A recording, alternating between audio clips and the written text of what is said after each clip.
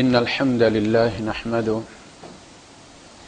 ونستعينه ونستغفره ونؤمن به ونتوكل عليه ونعوذ بالله من شرور أنفسنا ومن سيئات أعمالنا من يهده الله فلا مضل له ومن يضلل فلن تجد له وليا مرشدا وأشهد أن لا إله إلا الله وحده لا شريك له ولا ضد ولا ند ولا مثيل له ولا مثال له وأشهد أن سيدنا ومولانا ومعلمنا ومرشدنا ومخرجنا من الظلمات إلى النور محمدا عبده ورسوله أرسله الله بالحق بشيرا ونذيرا وداعيا إلى الله بإذنه وسراجا منيرا فقد بلغ الرسالة وأدى الأمانة ونصح الأمة وكشف الغمة فترك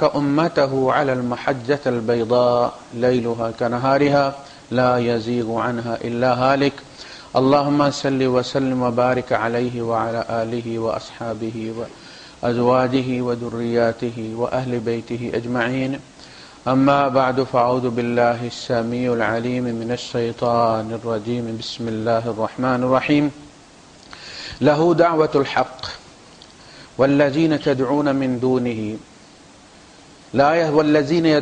دونه لا يستجيبون لهم بشيء إلا كباسط كفيه إلى الماء ليبلغ فاه وما هو ببالغه وما دعاء الكافرين إلا في ضلال صدق الله العظيم رب اشرح لي صدري ويسر لي أمري واحلل عقدة من لساني يفقهوا قولي آمين يا رب العالمين۔ قرآن حکیم کے مطالعے کے دوران مطالعے کا میں نے لفظ اس لیے استعمال کیا، ایک ہوتی ہے تلاوت، ایک ہوتی ہے قرات۔ قرات آپ بلند آواز سے بھی کرتے ہیں اور نماز میں خفیہ بھی کرتے ہیں، تلاوت بھی آپ کرتے ہیں، اور دونوں کو ایک ہی معنوں میں ہم استعمال کرتے ہیں۔ تلا یتلو کا مطلب ہوتا ہے کہ پیچھے لگا ہوا ہونا، ایز فالوز آپ کہتے ہیں، عربی میں آپ لکھتے ہیں کما یلی، جب کوئی ڈرافٹ آپ لکھتے ہیں تو تلا یتلو کا مطلب ہوتا ہے کہ جو پڑھ رہے ہیں اس کے ساتھ لگے بھی ہوئے ہیں، اس کو فالو بھی کر رہے ہیں۔ قرار دیا کہ تجوید کا تو آپ کو بڑا خیال ہے کہ دعاد اور دال کا فرق واضح ہونا چاہیے اور فلاں چیز واضح ہونی چاہیے، لیکن وہ آیت کیا کہہ رہی ہے اس حکم کے ساتھ آپ نہیں جڑے ہوئے۔ ایک صاحب یہاں سے پاکستان گئے تو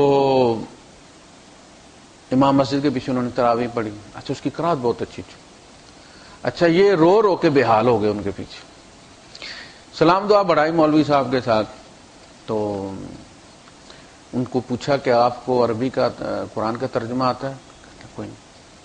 کہ یار ہمیں روار وا کے مار دیا آپ نے، یعنی آپ پڑھتے ہیں جس طرح تو پتہ چلتا ہے کہ اللہ بندے سے مخاطب ہو گئے، لیکن آپ خود وہ آپ سے مخاطب نہیں ہیں، جس کو پیچھے سمجھ لگ رہی ہے اس کے ساتھ مخاطب ہے۔ تو تلاوت کے ساتھ تفہیم لگی ہوئی ہے، اس کو کہتے ہیں مطالعہ کرنا، اسٹڈی کرنا۔ ہم عام طور پہ سپارے ختم کا اتنا سپارے آج پڑھے تو اس میں مطالعے کا کوئی کنسیپٹ نہیں ہوتا، ثواب کا کنسیپٹ ہوتا ہے۔ مطالعہ آپ کریں تو عمر فاروق رضی اللہ تعالیٰ عنہ کہتے ہیں کہ میں اگر اذا زلزلت الارض زلزالہا سوچ سمجھ کے پڑھوں، میرے لیے سورہ بقرہ پڑھنے سے زیادہ یہ اہم ہے۔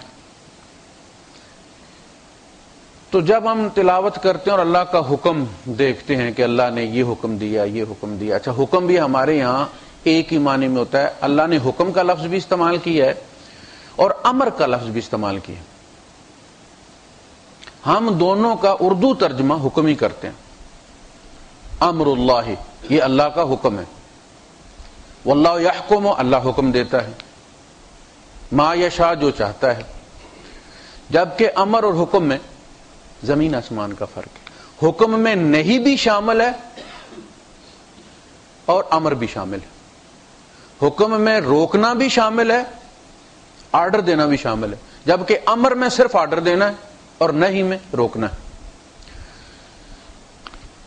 تو سوال یہ پیدا ہوتا ہے، ہمارے اندر تو کبھی پیدا ہوا نہیں، اچھی بات ہے، اللہ پاک نے ہمیں پیدا ہی مسلمان کے گھر میں کیا، اور ایسے سوال پیدا ہوئے ہی نہیں کہ جن کی وجہ سے ایمان خطرے میں پڑ جائے، جیسا بھی ہے تھوڑا بہت لے کے چل رہے ہیں ہم، لیکن جن کے یہاں سوال پیدا ہو جاتا ہے، مسئلہ یہ ہے کہ ان کا قصور بھی نہیں۔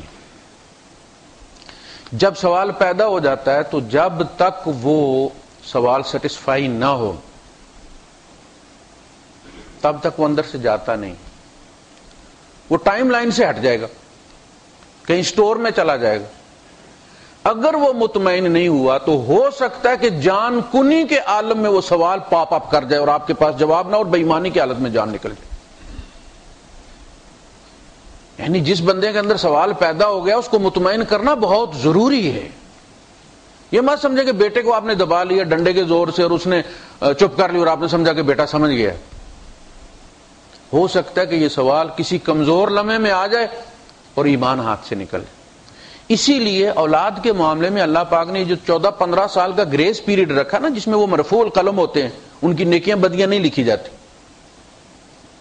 یعنی وہ نماز بھی پڑھتے ہیں، فرض پڑھتے ہیں، لیکن وہ نوافل میں ہوتی ہے، فرض بلوغ کے ساتھ ہوتی ہے۔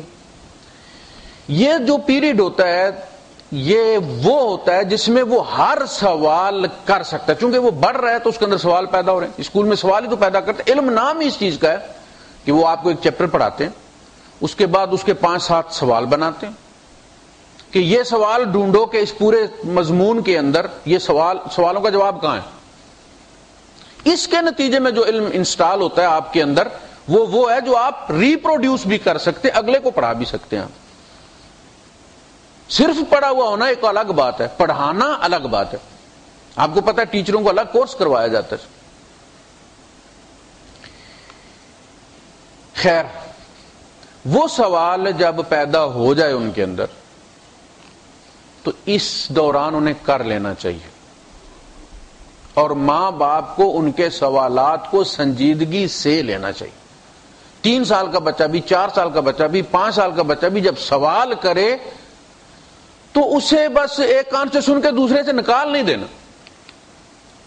وہ سوال اب اس کا جائے گا نہیں، اس کا جواب دیجیے۔ آپ کو نہیں آتا کسی کے پاس لے جائیے اس کو۔ اللہ کہاں ہے، اللہ کون ہے، وہ ہمیں حکم کیوں دیتا ہے، ہم مر کے اٹھیں گے کیسے اٹھیں گے، یہ ساری وہ چیزیں ہیں کہ جن کا جواب اسے ان 14-15 سال کے اندر مل جانا چاہیے، تاکہ جب وہ آپ کے کنٹرول سے نکلے اور مریخ پہ چلا جائے تو آپ کی کمانڈ لے، آپ کو رسپونڈ کرے۔ ایسا نہ ہو کہ وہ کالج اور یونیورسٹی میں جائے اور مسلمانی ختم ہو جائے، وہاں کی تو الگ دنیا ہے نا۔ آپ نے اسے مطمئن نہیں کیا، وہاں کون کرے گا اس کو؟ لہذا جب آپ تلاوت کرتے ہیں تو کچھ سوالات اٹھتے ہیں، آپ ان کو لکھ لیں اور اسے تفسیروں میں ڈھونڈنے نکلیں گے تو کچھ چیزیں اور بھی وہاں مل جائیں گی۔ مولوی سے پوچھیں گے تو ہو سکتا ہے کہ آپ کو اسپیسیفک سوال کا جواب تو مل جائے لیکن باقی چیز نہ ملے۔ خود اسٹڈی کریں گے تو ہو سکتا ہے کہ کچھ اور چیزیں بھی مل جائیں۔ ان معنوں میں قرآن کا مطالعہ کرنا چاہیے، ان سوالات کو مطمئن کرنے کے لیے۔ آپ کے اندر نہیں ہے تو آپ کی اولاد کے اندر ہے۔ آپ سے اولاد دین کے بارے میں سوال کرے تو آپ اس کو جواب دے سکیں، آپ اس کے آئیڈیل ہیں، وہ آپ کو سب سے بڑا علامہ سمجھتے ہیں، سب سے دلیر بندہ سمجھتے ہیں، سب سے با اخلاق، آپ اس کے ہیرو ہیں۔ وہ باپ کے صرف جوتے اور ٹوپی نہیں پہنتا، وہ باپ بننا چاہتا ہے، وہ باپ اس کا آئیڈیل ہے۔ بچی ماں کا دوپٹہ نہیں رکھتی، وہ ماں بننا چاہتی ہے، ماں اس کی آئیڈیل ہے۔ یہی وہ وقت ہوتا ہے جب ہم آئیڈیل بچے کا خراب کر دیتے، وہ جب دیکھتا ہے میرا آئیڈیل جھوٹ بولتا ہے، مجھے کو کہتا ہے جا کے کہہ دو گھر میں نہیں، مجھے کو کہتا ہے کہ فون پہ جواب دے دو ابو ادھر نہیں۔ تو اس معنوں میں ہو سکتا ہے کہ آپ کو ضرورت نہ ہو، آپ کی اولاد کو ہو، لہذا تھوڑا سا وقت آپ آدھا گھنٹہ، 24 گھنٹوں میں آدھا گھنٹہ رکھ لیں آپ کہ آپ نے کوئی تفسیر پڑھنی ہے، تاکہ آپ کا ایمان، آپ کا دین کسی بنیاد پر کھڑو۔ سوال یہ پیدا ہوتا ہے کہ اللہ پاک ہمیں حکم کیوں دیتا ہے؟ اسے حق کیا حاصل؟ ایسے تو نہیں نا کہ جا رہا ہے اور آپ اس کو کہتے ہیں کہ بھائی وہ چیز مجھے پکڑاؤ، تو آپ کے سر سے پاؤں تک دیکھے گا اس بندے کا میرے اوپر داعیہ کیا ہے؟ کوئی بھتیجا ہے آپ کا، کوئی بیٹا ہے آپ کا، پھر تو وہ لا دے گا، کوئی تعلق بنتا ہے۔ راہ چلتے بندے کو آپ کہیں بھائی صاحب یہ تھوڑی پکڑانا، تو آپ نے بھائی کہہ کے تو ایک تعلق جوڑا اس کے ساتھ نا۔ اب وہ بھائی کے واسطے سے اس نے مجھے بھائی کہا ہے، پکڑا دے گا، لیکن آپ اسے کہیں اوئے تھوڑی پکڑا ہے، میرے حال میں پتھر نہ بھی مارے تو تھوڑی کبھی نہیں پکڑائے گا وہ آپ۔ اللہ ہمیں کیوں کہتا ہے یہ کرو یہ نہ کرو؟ ہاں، لہو دعوت الحق، دعا اس کا حق ہے، اس سے مانگو، یہ اس کا حق ہے کہ تم اس سے مانگو۔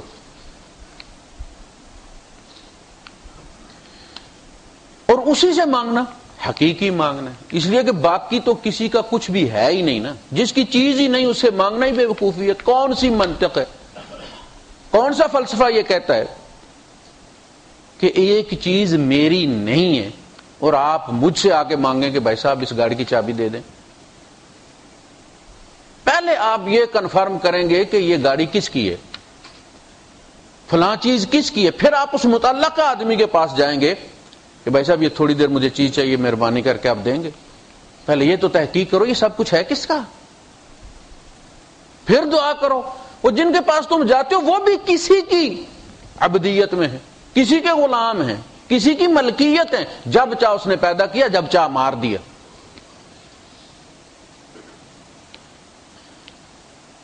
والذین تدعون من دونہ، جن کو تم اسے چھوڑ کے پکارتے ہو، لا یملکون شیئا، ان کے تو کہ وہ تو کسی چیز کے مالک ہی نہیں ہے۔ یہ لاجیکل جواب ہے نا کہ ان کی تو کوئی چیز ہے ہی نہیں۔ اگر وہ تمہارے ہمدرد بھی ہوں تو جب چیز ان کی نہیں ہے تمہیں دیں گے کیسے؟ تمہارے ہمدرد بھی ہوں، دینا چاہتے بھی ہوں، دے سکتے بھی ہوں، لیکن وہ چیز ان کی ہے ہی نہیں، اپنی کوئی ہوگی تو دیں گے۔ ما یملکون من قطمیر، کھجور ہی کی 3 مثالیں اللہ پاک نے قرآن حکیم میں کو، ما یملکون من قطمیر اور فتیلہ اور نقیرہ۔ فتیل جو کھجور آپ جب چیرتے ہیں تو کھجور کی وہ جو درمیان میں کٹی ہوئی جگہ ہے اس کے اندر ایک وٹی سی ہوتی ہے، جیسے اب وہ بم اور وہ شرشری میں ہوتی ہے نا باہر نکلی ہوئی، اس کو کہتے ہیں فتیل۔ اردو میں غالباً اس کو فتیل لکھتے ہیں، عربی میں اس کو فتیل کہتے ہیں۔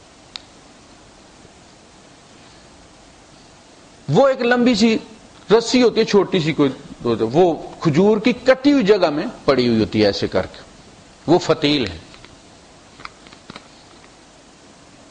اور نقیر، کھجور کی گٹلی کی دوسری سائڈ میں ایک تل کے برابر نشان ہوتا ہے،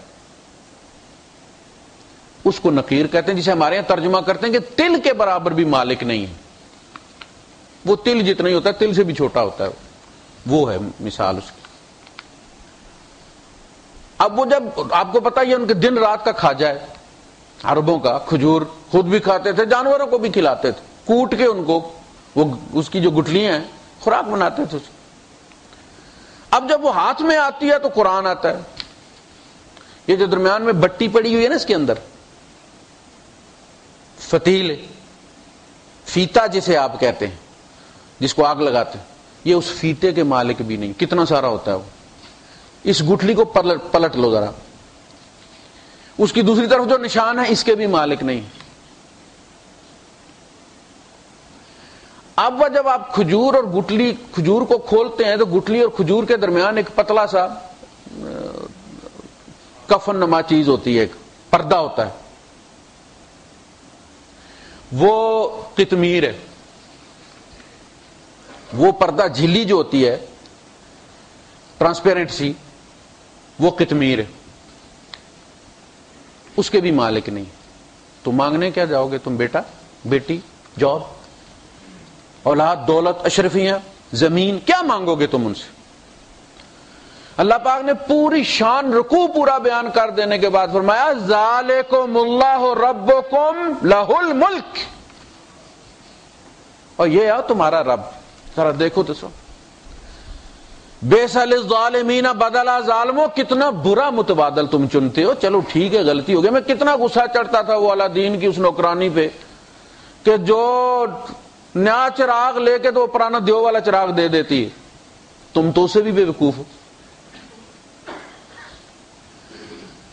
کائنات کے مالک کو چھوڑ کر تم والذین تدعون من دونہ ما یملکون من قطمیر ان تدعوہم لا يسمعوا دعاءکم. جب تم ان کو پکارتے ہو وہ تمہاری پکار سنتے ہی نہیں. یہ پہلی بات ہو گئی. وَلَوْ سَمِعُوا بائی دا وے اگر وہ سن لیں مَسْتَجَابُوا لَكُمْ وہ پوری نہیں کر سکتے اس لیے کہ وہ ہے ہی ہیلپ لیس ہے خود. پہلی بات سنتے نہیں ہیں. اِنَّكَ لَا تُسْمِعُ الْمَوْتَى اے نبی آپ مردے کو نہیں سنا سکتے. وَلَا تُسْمِعُ الصُّمَّ الدُّعَاء اور نہ آپ بہرے کو پکار سنا سکتے ہیں. اذا ولوا جب وہ پلٹ جائے مدبرین پیٹھ دے کر چلا جائے آپ پیچھے سے بہرے کو پکاریں گے کیسے پکاریں گے. ان اللہ یسمع من یشاء وہ خالق جو ہے وہ جس چیز کو چاہے سنوا سکتا ہے. وہ پہاڑوں کو سنوا سکتا ہے. وجد میں آتے تھے نا داؤد علیہ السلام کی وہ جب وہ پڑھا کرتے تھے زبور ان اللہ یسمع من یشاء وما انت بمسمع من فی القبور. اور آپ ان کو نہیں سنا سکتے جو قبروں میں.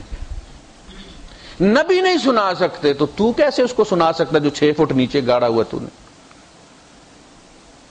اس زندے کو ایک کمرے میں درمیان میں کتنی 13 انچ کی دیوار ہوتی ہے دوسرے کمرے سے ذرا سنوا کے دیکھ. پہلے پڑیاں ڈالتے ہو پھر اس پہ 6 فٹ مٹی ڈالتے ہو پھر وہ مٹی 2 فٹ اوپر اونچی بھی کر دیتے ہو اور بعد میں سنگے مرمر بھی اس پر لگا دیتے ہو منوں کے حساب سے پھر اوپر سے سناتے ہو تم اسے. ان تدعوہم لا يسمعوا دعاکم یہ خالق کہہ رہا ہے کوئی مولوی نہیں کہہ رہا کہ آپ کو اختلاف ہو. پہلی بات ہے جب تم انہیں پکارتے ہو نہیں سنتے نہیں. وَلَوْ سَمِعُوا سن لیں مَسْتَجَابُوا لَكُمْ تمہاری پوری نہیں کر سکتے. بے بسی کا عالم ہے جیسے تم مجبور ہو ویسے وہ مجبور. کہنا پانی بھی مجبور ہے اس کی اپنی لمٹ ہے تیرے اندر جائے گا پیاس بجھائے گا لیکن چل کے نہیں آ سکتا. وَالَّذِينَ تَدْعُونَ مِن دُونِهِ وہ جن کو تم پکارتے ہو وہ تو نہیں سنتے. وَلَوْ سَمِعُوا مَسْتَجَابُوا لَكُمْ وَيَوْمَ الْقِيَامَةِ يَكْفُرُونَ بِشِرْكِكُمْ اور قیامت کے دن وہ تمہارے شرک کا انکار کر دیں گے. ہمیں پتہ ہی نہیں اوپر کیا کر رہے تھے. وَيَوْمَ الْقِيَامَةِ يَكْفُرُونَ بِشِرْكِكُمْ وہ تمہارے شرک کے کافر ہو جائیں گے انکار کر دیں گے. کافر کون ہوتا ہے انکار کر دینے والا. وَلَا يُنَبِّئُكَ مِثْلُ خَبِيرٍ دیکھو تمہیں باخبر جیسی بات کوئی نہیں بتا سکتا. اللہ چونکہ باخبر ہے نا حشر کے میدان کے واقعات بھی اسے کیا ہونے پتہ اسے. کہا یہ بات تمہیں اللہ بتا رہا ہے کوئی اٹکل پچو کی بات نہیں ہے. وَلَا يُنَبِّئُكَ مِثْلُ خَبِيرٍ يَا أَيُّهَا النَّاسُ أَنْتُمُ الْفُقَرَاءُ یہ پورا رکوع اب دوسرا رکوع شروع ہو گیا. یا ایھا الناس اے نوع انسانیت سارے انبیاء اس میں شامل جن کا یا ایھا الذین آمنوا اور کافروں کو چھوڑ دیا. یا ایھا الناس انتم الفقراء الی اللہ تم سارے اللہ کے منگتے ہو داتا صرف اللہ ہے. واللہ هو الغنی الحمید الغنی اللہ ہے خزانے بھرے پڑے اس کے اور الحمید بھی ہے وہ تعریف کے لائق دیے پھرتا اپنے منکروں کو دیے پھرتا گھر بھر دیے ان کو.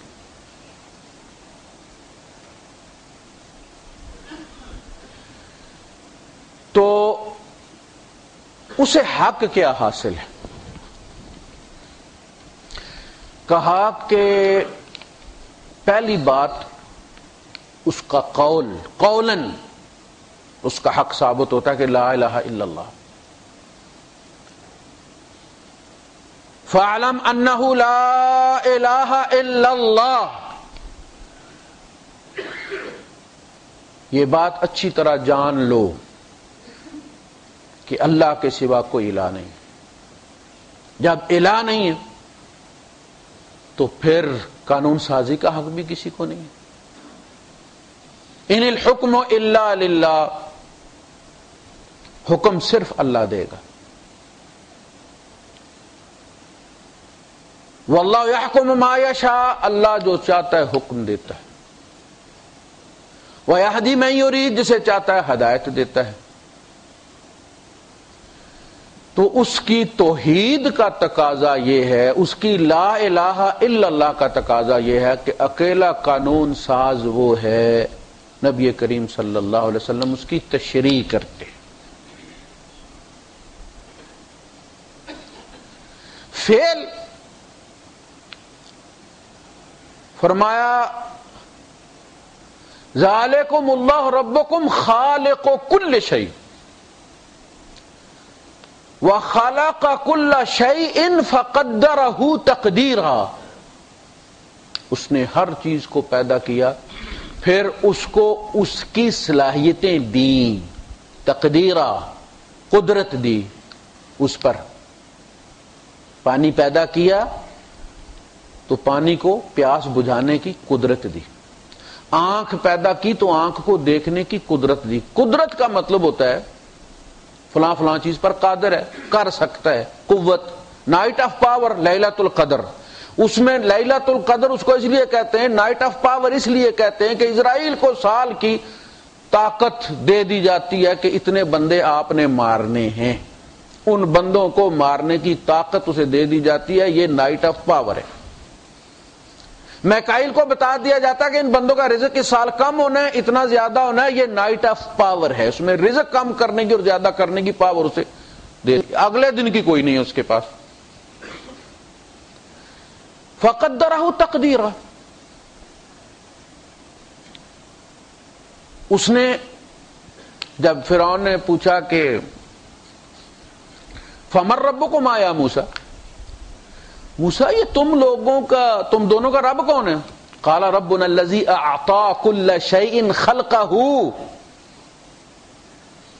ثم ہدی، میرا رب وہ ہے جس نے ہر چیز کو شیپ دی ہے، وجود بخشا ہے.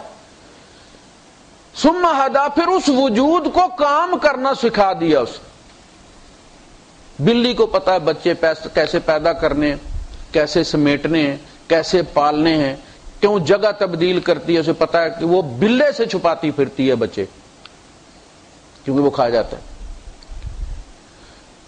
چڑیوں کو پتا ہے گھونسلہ کیسے بنانا، اور کو سوشیالوجی کا ان کا وہ ہوم سائنس کی کوئی پیریڈ نہیں لگتا چڑیوں کا. اور ہمارے یہاں جو کہا جاتا کہ جی وہ سیکس کی ایجوکیشن ہونی چاہیے، جانوروں کو سیکس کی ضرورت کوئی نہیں، تعلیم کی ان کی کوئی کلاس نہیں لگتی، ان کو سارا پتا ہے. یہ تو انسان کی انسٹنکٹ کے اندر، حیوان کو پتا ہے، انسان کو پتا نہیں سیکس کیا چیز ہے.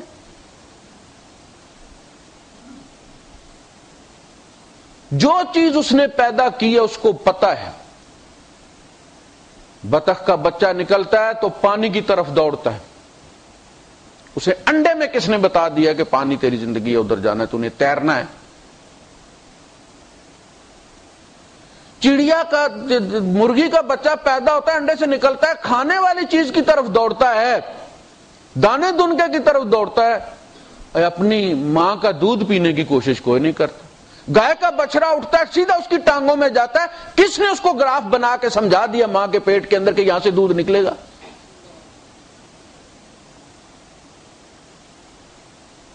الذی اعطى كل شیء خلقہ ثم ہدی، چیز پیدا کر کے چھوڑ نہیں دیا، اسے ہر چیز سمجھا کے بھیجا.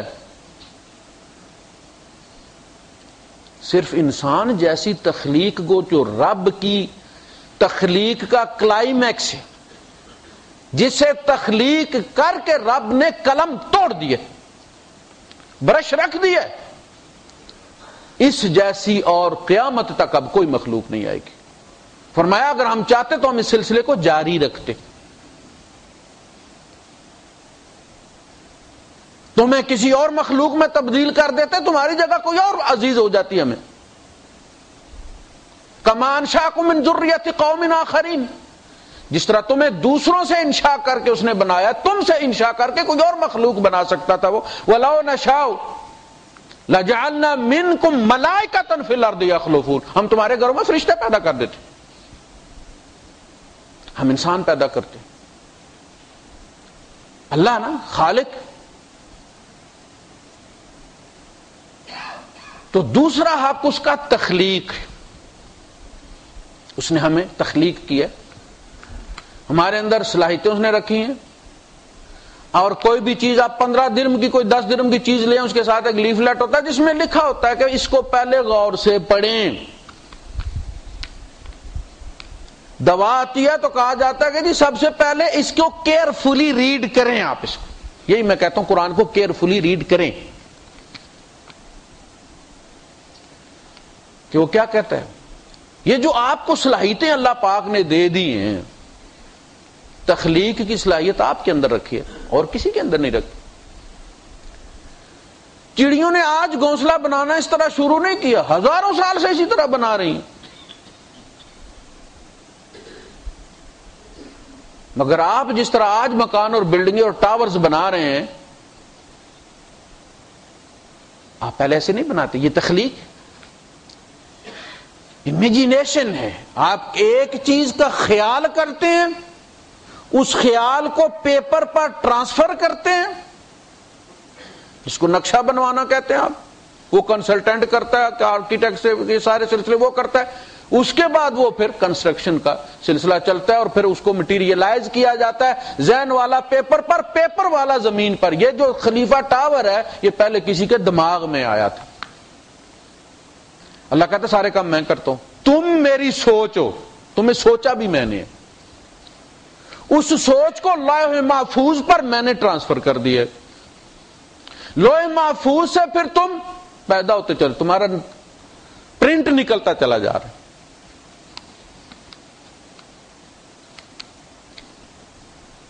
تخلیق اس کا دوسرا حق ہے. جب اس نے پیدا کر دیا اور اتنی صلاحیتوں کے ساتھ پیدا کر دیا، آپ کو پتا ہے جس گاڑی کی سپیڈ زیادہ ہوتی ہے اس کے بریک شوز بھی بڑے موٹے ہوتے ہیں. یہ جو ریس والی گاڑیاں ان کا دیکھا، انسان جیسی صلاحیتوں کے لیے اس پر قید و بند کی اتنی موٹی بریکیں بھی لگانا ضروری تھا. اب اللہ حکم دیتا ہے. جو لوگ کہتے ہیں نا کہ جی خدا کوئی نہیں، خدا کوئی نہیں، تو یہ جو آپ لوگ، میں نے ان سے سوال کیا لکھ کے کہ بھئی آپ لوگ اپنی بہن سے نکاح کیوں نہیں کر لیتے؟ اگر عقل ہے، لاجک ہے، تو لاجک تو یہ کہتی ہے کہ بہن بھائی کی شادی سب سے زیادہ کامیاب ہوگی، اس لیے کہ وہ ایک دوسرے کی کمزوریوں سے بھی واقف ہیں، خوبیوں سے بھی واقف ہیں، پسند ناپسند سے بھی واقف ہیں، اٹھنے بیٹھنے کی ٹائمنگ سے بھی واقف ہیں. پھر تو بہترین جوڑا ہے، طلاقیں بھی نہ ہوں. اس لیے کہ آپ ایک چیز کو سونا سمجھ کے لے آتے ہیں گھر میں، بعد میں پتہ چلتا ہے وہ ویسی نہیں ہے جیسی بیان کی گئی تھی، طلاق ہو جاتی ہے. تو بہن تو تمہارے ساتھ پلی ہے، کھیل کے جوان ہوئی ہے. پھر لاجک تو، عقل تو یہ کہتی ہے کہ بہن بھائی کا جوڑا جو ہے، یہ مولانا مودودی صاحب سے سوال کیا، لندن سے کسی نے سوال کیا. خیر اس کا جواب کوئی نہیں ہے. جب تم خود مانتے ہو کہ بہن کے ساتھ، تو کون فیصلہ کر رہا ہے؟ تم. تو اپنے خدا تم خود ہوئے نا. آخر کوئی قانون بنا کے ہی نہیں کر رہے نا. یہ منافقت اتنی ہو گئی، فیس بک پہ تو وہ ملحد ہے، آئی ڈی بھی فیک بنائی ہوئی ہے، ہمت اتنی ہے اس کی. اور انگلی محمد مصطفیٰ صلی اللہ علیہ وسلم پر اٹھاتے ہیں جنہوں نے کوئی صفحہ پر کھڑے ہو کر للکارا تھا. ایک آواز اٹھی تھی حق کی مکے سے. آج دنیا کے چپے چپے میں مسلمان موجود ہیں.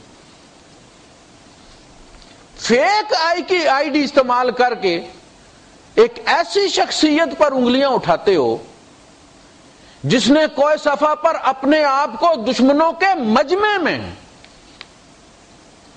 مولوی تقریر کرتے ہیں، اپنے گھر کے شیر ہوتے ہیں، سارا مجمع اپنا ہی ہوتا ہے، بریلوی بریلویوں میں تقریر کرتا ہے، دیوبندی دیوبندیوں میں تقریر کرتا ہے، سلفی سلفیوں میں تقریر، سارے اس کے ماننے والے ہوتے ہیں، بلے بلے واہ واہ۔ اور شیعہ جب آپ دیکھیں وہ ایسی اوٹ پٹانگے بات کر رہے ہوتے ہیں، وہ کہ انسیار سارے واہ واہ کر رہے تو سلوات آوے، مجمع جو اپنا ہوتا ہے۔ ایک مستشرق لکھتا ہے کہ محمد کی زندگی میں صلی اللہ علیہ وسلم بڑے امتحان آئے ان 23 سالوں میں۔ کوئی کہتا ہے طائف والا بڑا امتحان تھا، کوئی کہتا ہے احد والا بڑا امتحان تھا، کوئی کہتا ہے جی ہجرت بڑا امتحان تھا۔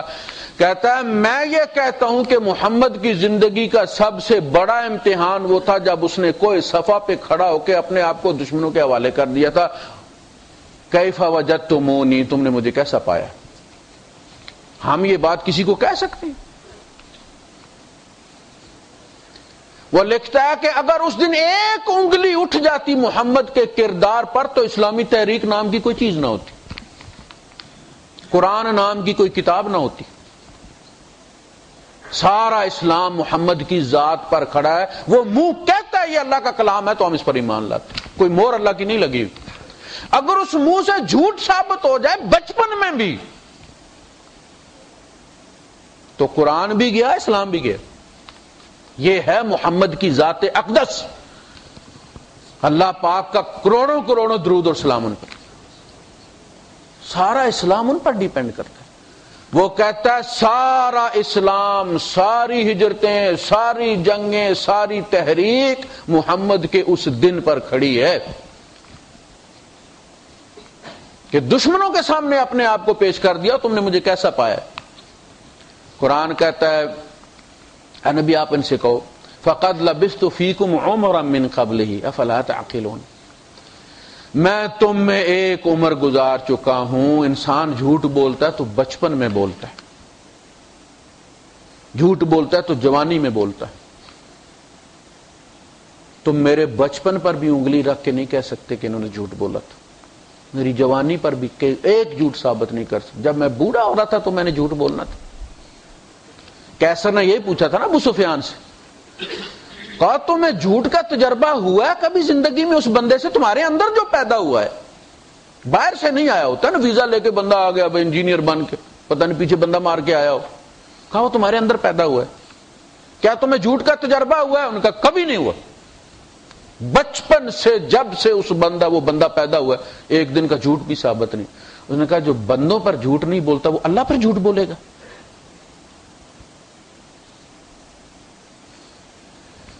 یہ ہے تخلیق، وہ ہمارا خالق ہے،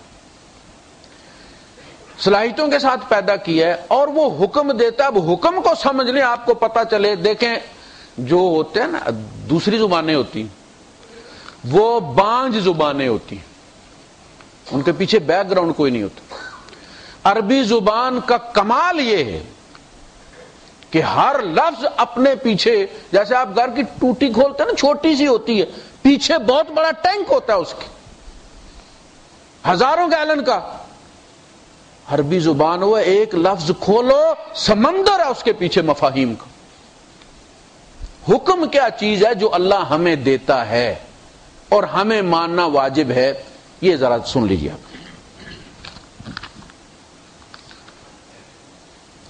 اعلم ان الحکم فی اللغت هو المنع، حکم کسی چیز سے روکنے کو کہتے ہیں، منع،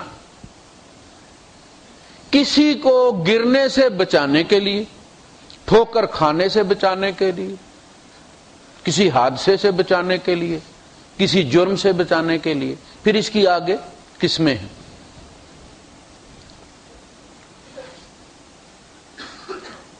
وَمِنْهُ قِيلَ لِلْقَضَاءِ حُكْمٌ لِأَنَّهُ يَمْنَعْ مِنْ غَيْرِ الْمَقْضَى، قضاء کا جو حکم ہوتا ہے، جو ورڈکٹ ہوتا ہے، جس کو ہم اردو میں حکم کہتے ہیں، یہ جو اللہ کے احکامات ہیں، جب اللہ پاک یہ کہتا ہے نا ذَلِكَ حُكْمُ اللَّهِ بَيْنَكُمْ، ذَلِكَ حُكْمُ اللَّهِ يَحْكُمُ بَيْنَكُمْ، یہ اللہ کا ورڈکٹ ہے، ورڈکٹ ہے، حکم، عدالت کا حکم جسے آپ کہتے ہیں نا، عدالت مشورہ نہیں دیتی، یہ اللہ کا حکم ہے۔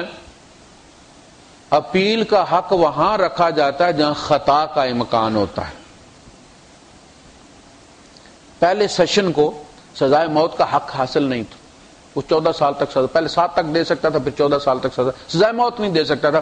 پھر اسے منتقل کیا گیا سیشن اور ایڈیشنل سیشن کو، لیکن اس کے ساتھ شرط یہ رکھی گئی کہ یہ سزائے موت کنسیڈر نہیں ہوگی جب تک کہ ہائی کورٹ اس کو ویریفائی نہ کرے، اس کا اپنا کنسنٹ نہ دے.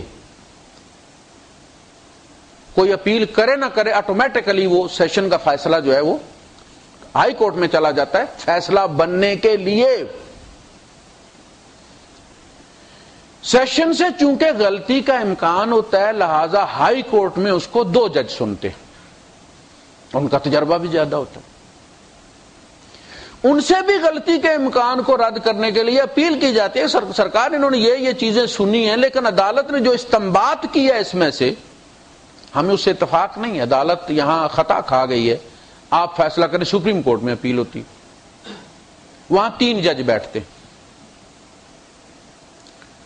ریویو پٹیشن ہوتی ہے، اس فیصلے پر بھی اعتراض کیا جا سکتا ہے کہ ہمارے خیال میں یہاں آپ سے غلطی ہو گئی. اللہ کے فیصلے کے خلاف کوئی اپیل نہیں ہے، اس لیے کہ غلطی کا امکان کوئی نہیں.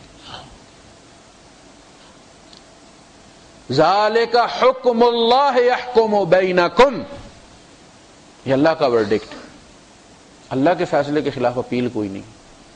واللہ یحکم ما یرید، جو چاہتا ہے حکم دیتا، اور اس کی چاہت کیا ہے؟ حکمت سے بھری ہوتی ہے، ظلم کوئی نہیں ہوتا، بے انصافی نہیں ہوتی، وہ العدل، سراپا عدل ہے. تو حکم اصل میں بے انصافی سے بچاؤ کا ذریعہ ہوتا ہے. حکمہ کنصرہ، اللہ پاک جب کسی کو حکم دیتا، حکم کس کو دیتا اللہ پاک؟ کافروں کو کوئی حکم دیتا ہے؟ نہیں، کافروں کو دعوت دیتا ہے کہ مجھے اپنا الہ مان لو، میں تمہارا خالق ہوں، میں تمہارا رب ہوں، میں تمہیں پال رہا ہوں، بس مجھے اپنا حاجت روا بھی مان لو، میرا کھاتے ہو اس کا اقرار کر لو. اتنی ساری بات. کافروں کو دعوت ہے، غیر مسلموں کو دعوت ہے. حکم کس کو دیتا ہے؟ ایمان والوں کو. فرمایا حکمہ ای نصرہ، وہ مومن کی مدد کرتا ہے حکم دے کر، اس کی نصرت کرتا ہے کہ یہ کہیں گندگی میں نہ جا پڑے. وہ جب کہتا ہے کہ یہ مت کھاؤ، خنزیر مت کھاؤ، تو وہ مومن کی مدد کرتا ہے کہ اس کے اندر یہ خباثت کے جراثیم نہ آ جائیں. حکمہ ای نصرہ، وہ مومن کو حکم دیتا ہے تو ظلم نہیں کرتا، اس کی مدد کرتا ہے. جیسے سیکورٹی والے کہتے ہیں جی وہ شوز پہن لیں، جی آپ سیفٹی شوز پہن لیں، آپ دستانے پہن لیں، تو آپ پر ظلم نہیں کرتے، وہ آپ کی مدد کرتے ہیں. کوئی چیز آ کے گرے آپ کے پاؤں پر تو وہ سیفٹی شوز جو ہے اس کے اندر آگے لوہے کی وہ لگی ہوتی ہے، ایک بیریئر بنا ہوتا ہے جی، جو آپ کو اس کی فوراً امپیکٹ سے بچا لیتا ہے.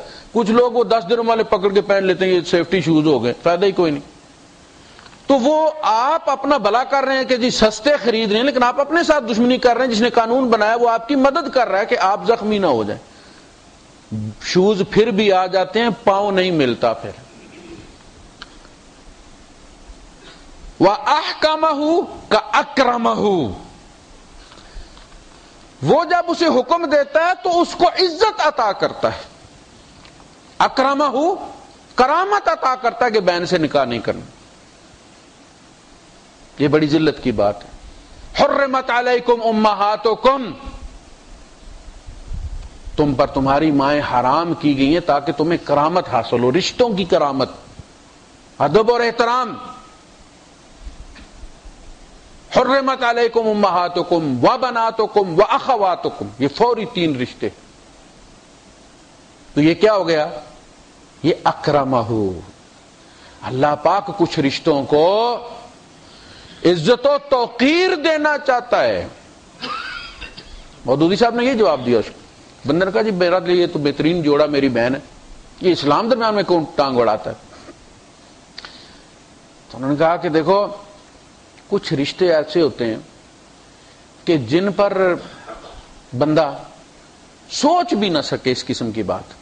اب ایک باپ کام پہ گیا ہوا ہے، گھر میں بہن اور بھائی جوان ہیں، تو سارا دن وہاں پریشان رہے گا، پتہ نہیں پیچھے کیا ہو رہا ہے بھائی. اگر رشتوں کا احترام نہ ہو، بہن بھائی کو نکاح کی اجازت ہو، تو کہا کوئی باپ باہر کام کر سکے گا؟ کچھ رشتے ایسے ہوتے ہیں کہ جہاں انسانی عقل اگلی بات تسلیم ہی نہیں کرتی۔ دائریے جب آتے ہیں جی فلاں چیز کا ثبوت، فلاں چیز کا ثبوت، تو میں انہیں یہ کہتا ہوں کہ بھائی صاحب آپ اگر ریشنلسٹ ہیں، ہر چیز کو جانچ پرکھ کر سمجھنا چاہتے ہیں، خدا کو آنکھوں کے سامنے دیکھ کر اس کے ساتھ ہاتھ ملا کے آپ اس کو خدا تسلیم کرنا چاہتے ہیں، تو اپنی بیبے سے کیوں نہیں شروع کرتے آپ؟ تم نے اپنی قوم لکھی ہوئی ہے، تمہارے پاس کیا ثبوت ہے تم اسی قوم کے ہو؟ ایک عورت نے تمہیں بتایا نا یہ تمہارا باپ ہے، وہ عورت تمہارے ساتھ 100 جھوٹ بولتی ہے، تمہیں تجربہ ہے، اس کا محلہ پورا جانتا ہے تمہاری بیبے جھوٹ بولتی ہے۔ ہو سکتا ہے اسے انسان ہے، ہو سکتا ہے آج وہ نیک ہو، کل غلطی ہو گئی ہو اسے۔ ایک جھوٹی کی بات پر تم آنکھیں بند کر کے اپنے آپ کو چودھری صاحب لکھ رہے ہو سکتا ہے تم کسی میراثی کی اولاد ہو۔ ایک عورت کے کہنے پر جس کے جھوٹ کے تم بھی گواہ ہو، تمہارا باپ بھی گواہ ہے، تمہارا محلہ بھی گواہ ہے، آنکھیں بند کر کے ایک شخص کے قدموں میں اپنی ساری زندگی کی کمائی رکھ دیتے ہو، اس لیے کہ ماں نے کہا یہ تیرا باپ ہے۔ میں نے کہا تمہیں سب سے پہلے اپنا ڈی اے ٹیسٹ کی رپورٹ ڈی این اے کی ساتھ لگانی چاہیے تھی، تاکہ ہم یہ سمجھیں کہ تم بڑے ہی ریشنلسٹ ہو، اور تم نے ریشنلزم کی ابتدا اپنی ماں سے کی تھی، اس پر شک کیا تھا۔ اس پہ لوگ کہتے ہیں آپ پرسنل ہو گئے، میں نے پرسنل، خالق پہ بات جائے تو پرسنل نہیں ہوتی، بیبے پہ جائے تو پرسنل ہو جاتی ہے۔ تم ڈاکٹر ہو فلاں، میں نے تو کسی کے پاس نہیں دیکھا کہ وہ اپنی جیب میں رکھتا ہو آئی ڈی کی طرح اپنا وہ، اور باپ کا D N A matching test جو ہے کہ یہ ثبوت ہے کہ میں اس باپ کا بیٹا ہوں۔ ایک ہی عورت پر میں نے زمانے کو اعتبار کرتے دیکھا، بڑے بڑے مفتیوں کو۔ یہ مولانا اشرف علی تھانوی صاحب نے یہ بات اپنی بیان القرآن میں لکھی۔ آج تو ڈی این اے ہے، کل جب نہیں تھا، صدیاں گزر گئی ہیں، تو لوگ کس پر اعتبار کیا کرتے تھے؟ آپ کے سارے راوی، سارے امام ایک عورت پر یہ اعتبار کیے بیٹھے ہیں نا۔ تو جس شخصیت سے جھوٹ کا تجربہ اس کے دشمن بھی یہ گواہی دیتے ہیں کہ نہیں ہوا، جو اس کی بات پر اعتبار کر لیتا ہے، اسے تم کہتے ہو کہ یہ بے عقل لوگ ہیں، یہ کم عقل لوگ ہیں، یہ اندھے بہرے لوگ ہیں۔ ہم بڑے عقل مند ہیں جو کہتے ہیں خدا سامنے آئے تو مانیں گے۔ یہ ہے ریشنلزم ان کا۔ وَأَحْكَمَهُ كَأَكْرَمَهُ، اللہ نے اسے حکم دیا، یعنی اس کو کرامت بخشی، اسے عزت بخشی اس کو۔ وَحَكَّمَهُ بِالتَّضْعِيفِ بِمَعْنَى مَنْعَهُ، اور جب اللہ پاک نے حکمہ کے سیغے میں حکم دے دیا تو اس کا معنی یہ ہے کہ اس کو بچا لیا، اس کو بچا لیا، پکا باندھ دیا۔ تحکیم اسی کو کہتے ہیں نا، کسی چیز کو جب آپ باندھتے ہیں۔ حکمت کس کو کہتے ہیں؟ جو عقل کو اور ڈیٹا جو پروسیس کرتی ہے، جو سہولت باندھتی ہے، کنیکٹنگ مائنڈ اینڈ باڈی۔ حکمہ اس کو کہتے ہیں۔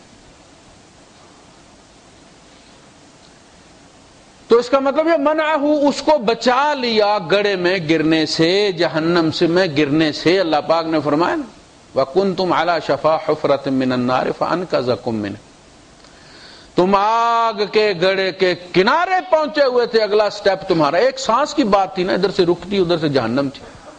فَأَنْقَذَكُم مِّنْهَا، اللہ نے تمہیں بچا لیا اس سے۔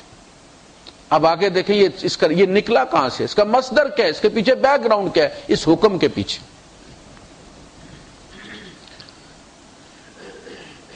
وَمِنَ الْحُكْمِ بِمَعْنَى الْمَنْعِ حِكْمَةَ اللِّجَامِ وَهِيَ مَا أَحَاطَ بِحَنْكَيْ الدَّابَّةِ، حکم کہاں سے نکلا ہے؟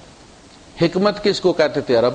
جو جانور کو لگام پہنائی جاتی ہے، اس کے منہ کے درمیان میں سے نکل کے تو وہ پیچھے جاتی ہے دو سائیڈ سے، اس کو وہ حکم کہتے تھے. حکمہ کا مطلب یہ تھا کہ اس نے اس کو لگام پہنا دی ہے تاکہ وہ رفتار میں اوسط وسط کی چال چلے، یعنی اپنے سوار کو گرا نہ دے.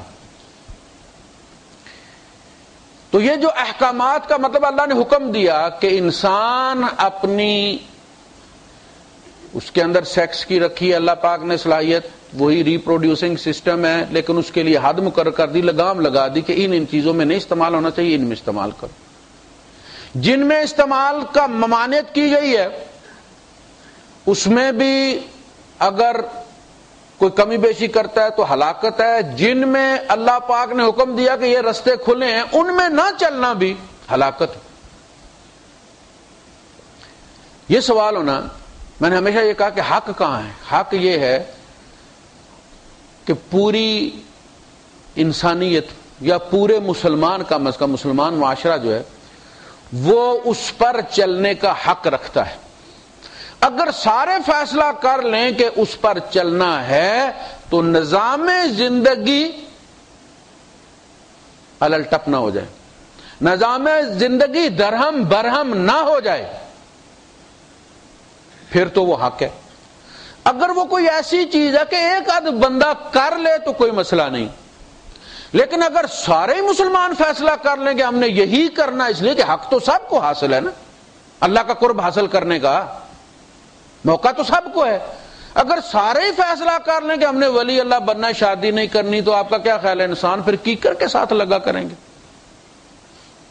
یا بھیڑ بکریوں کے یہاں پیدا ہوا کریں گے؟ اگر شادی نہ کرنا، بعض لوگ یہ کہتے ہیں، ہیڈنگ لگاتے ہیں کہ شادی نہ کرنا افضل ہے یا شادی کرنا افضل ہے.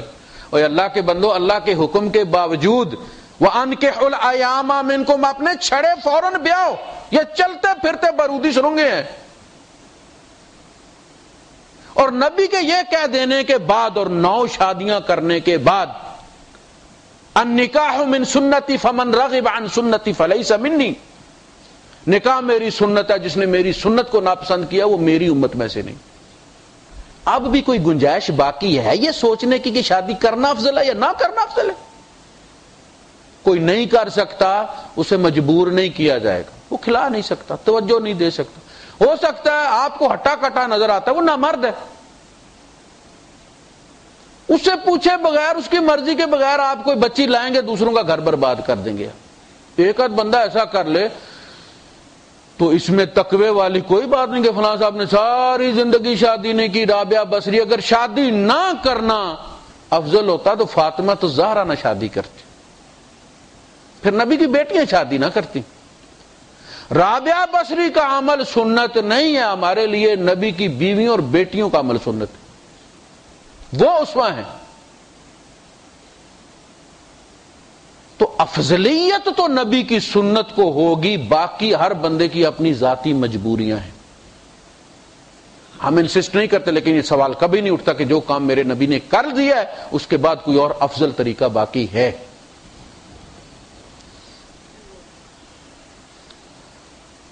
وَسُمِّيَتْ ذَلِكَ لِأَنَّهَا تَمْنَعُهَا مِنَ الْجَرَى الشَّدِيدِ. یہ جو لگام ہے اس کو جو کہا گیا ہے کہ حکم، یہ اس لیے اس کو حکم کہا گیا کہ یہ اس جانور کو سرپٹ دوڑنے سے روکتا ہے. تو انسان کے اندر جو بھی صلاحیت ہے، اب لالچ ہے بندے کے اندر، کہا کہ یہ حلال ہے، لا تاکلوا اموالکم بینکم بالباطل. اس لالچ کا مطلب یہ ہے کہ تم حلال کی کمائی کے لیے 8-8 گھنٹے کنکریٹ کرو اور حلال کماؤ. اس کا مطلب یہ نہیں ہے کہ تم گن نکل کے اور دکانوں کو لوٹنا شروع کر دو لے کے. یعنی جو جو چیز، جو جو صلاحیت اللہ پاک نے ہمارے اندر رکھی ہے اس کو لگام دینے کے لیے حکم نازل کیا، اس کا نام یہ اللہ کے احکامات کے اصل میں ان جذبات کو، احساسات کو لگام دینا ہے. لگام میں وہ اتنی ڈھیلی چھوڑتا ہے کہ جتنی اس کی مرضی ہوتی ہے. جہاں وہ دیکھتا ہے کہ یہ تو مجھے بھی گرانے لگا تو پھر وہ کھینچتا ہے. اور رمضان میں آپ دیکھیں کہ حلال چیزوں کو بھی حرام کر کے، ممانعت کر کے، آپ آب زمزم بھی روزے کی حالت میں نہیں پی سکتے، حالانکہ اس کا پینا ثواب ہے، تو وہ لگام چیک کی جاتی ہے. اور ہم بھی بڑے سیاستی ہیں، 1 مہینے کے لیے ہم لگام پہنتے ہیں۔ میں بار مسجد کے باہر جھگڑا ہو گیا تو ایک بندہ دوسرے کو دھمکی دے رہا تھا کہ ذرا روزے نکلنے دو، یعنی ہم بھی مہینے پہ ہی ٹھیکے پہ آتے ہیں، اس کے بعد اصل میں وہ چیک کروایا جا رہا کہ دیکھو یہ جب تمہاری اپنی بیوی تم پر حرام کر دی گئی ہے تو دوسریوں کی کیا گنجائش ہے؟ تم یہاں تو اللہ سے ڈرتے ہو اور رمضان کے بعد تمہیں غیر بھی جو ہے وہ حلال نظر آتی ہے۔ والحکمہ ایضا حریرۃ فی اللجام تکون علی انف الفرس، ایک تو نتھ بھی ہوتی ہے ہمارے یہاں جانوروں کو جو ڈالی جاتی ہے، یعنی اس کی مختلف قسمیں ہیں۔ اسی طرح جانور کے قدم کے نیچے، پاؤں کے نیچے گھوڑے کے آپ وہ جو نعل لگاتے ہیں، اس کو نعل کہتے ہیں، آپ اس کو بھی حکم کہتے ہیں کہ اس کے پاؤں کے کھر کو گھسنے سے بچانے کے لیے وہ بھی حکم ہے، وہ پاؤں محکم کیے جا رہے ہیں۔ محکم کا مطلب سالڈ دفاع کیا جا رہا ہے اس کو۔ تو ہمارے مختلف چیزوں کے امپیکٹ ہیں۔ کوئی حکم جب ہم اللہ کا توڑتے ہیں تو اس کی زد کہیں نہ کہیں لازمن آتی ہے، ہماری نفسیات پہ آ جاتی ہے، ہمیں پتہ نہیں چلتا، لیکن کہیں نہ کہیں وہ ایرر ریکارڈ ہو جاتا ہے اور پھر کسی نہ کسی پروگرام میں وہ رکاوٹ ڈال دیتا ہے۔ ناپ کے لیے انسان بندھا ہوا ہے دائروں میں۔ پہلا دائرہ ماں باپ کا، ایک وقت ہوتا ہے کہ صرف ماں باپ کے حقوق ہوتے ہیں یا اللہ کے ہوتے ہیں، پھر شادی بیاہ ہوتا ہے، بیوی کے حقوق ساتھ شامل ہو جاتے ہیں، ان کا بھی پورا کرنا اتنا ہی واجب ہے جتنا والدین کا۔ اب دنیا بڑی ہے، صرف ماں کے گرد نہیں گھوما، اب وہ چھوٹی بھی آ گئی ہے۔